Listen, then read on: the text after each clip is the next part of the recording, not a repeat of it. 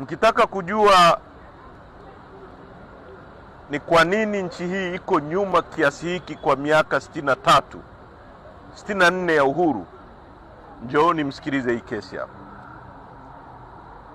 Kama watu hawawezi kupanga kesi moja tu, serikali nzima, mawakili wote hawawezi kupanga hata mashahidi wao wa kutengeneza, hao watu wanawezaje kupanga uchumi wa nchi?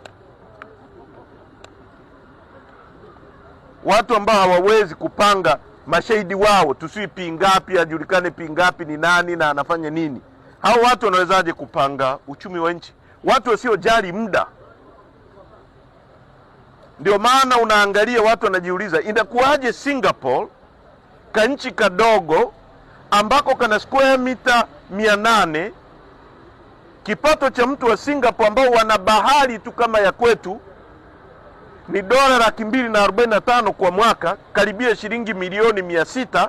Wakati huo Mtanzania hapa juu ya dhahabu, juu ya nickel, juu ya makaa ya mawe, juu ya chuma, juu ya ardhi nzuri, bahari, maziwa, mito, misitu, mbuga za wanyama, Watanzania wanalala njaa, wakiwemo polisi hawana hata sehemu nzuri za kulala.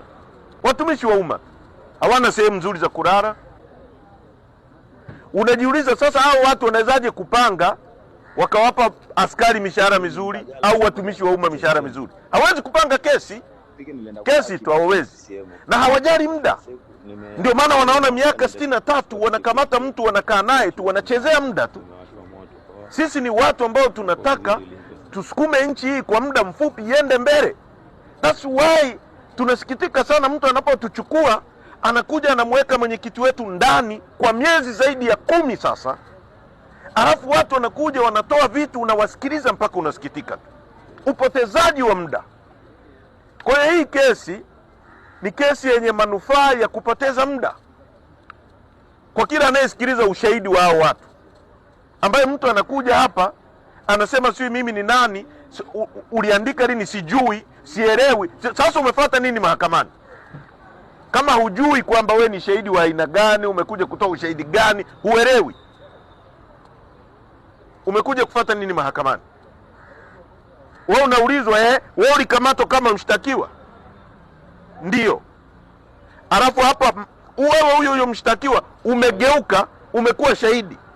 Are you under duress? Uko hapa kwa blackmail, kwa vitisho. Unakuwaje mshtakiwa umegeuka leo unatoa ushahidi kwa upande wa watu waliokukamata? Are you under duress? Umetishwa? Sijui, sielewi. Sasa ndugu zangu wa Tanzania, tukiendelea kuishi na watu hawa watatupotezea muda mrefu sana. Hawa watu ambao wana fikra ndogo hivi hawezi kupanga hata shahidi. Ndio maana wanataka sisi tuamini kwamba ukichimba tundu la choo shuleni ni maendeleo, wakati nchi tulizokuwa nazo zinatengeneza tumeenda kununua Korea vichwa vya treni hivyo, tena hivyo vya zamani. Sasa hizi wana bullet ambayo inaenda kilomita 300 kwa saa. Saa moja tu iko Dodoma.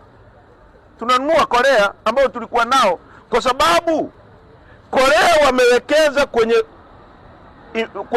technology, kwenye elimu. Sisi tunawekeza kwenye kuonea watu.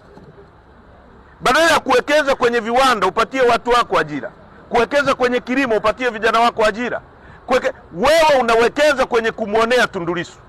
Gharama za serikali, wanakuja hapa watu wanalipwa posho, majaji wanasafirishwa, unakuja kusikiliza haya mambo hayo tunayasikiliza hapa.